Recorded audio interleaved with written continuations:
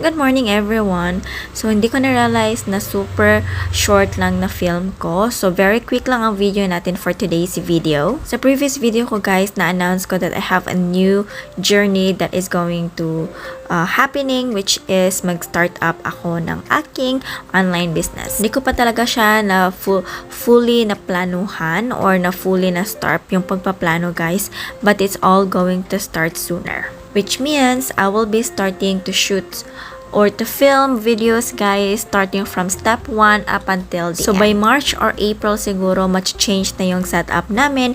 So I will be working full-time sa bahay or working from home na po ako.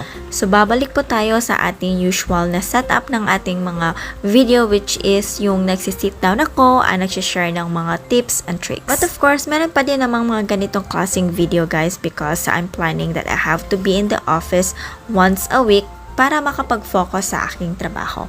And as well as makakapag-film din ng mga ganitong klaseng shots or ganitong mga video.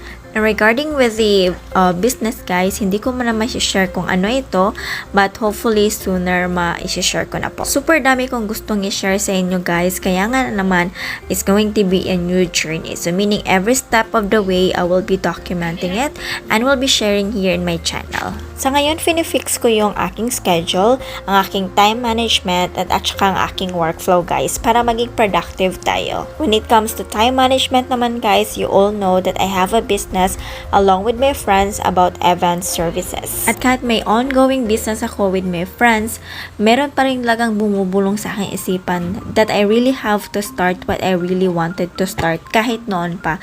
And that is my online business. For sure, hindi siya magiging madali guys because managing businesses is not easy, especially meron akong full-time job.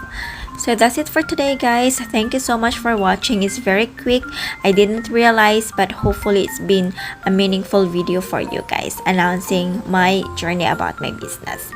So thank you and I see you in our next video. Please click like and subscribe to my channel. And once again, this is me. I love you. I'll see you. Bye.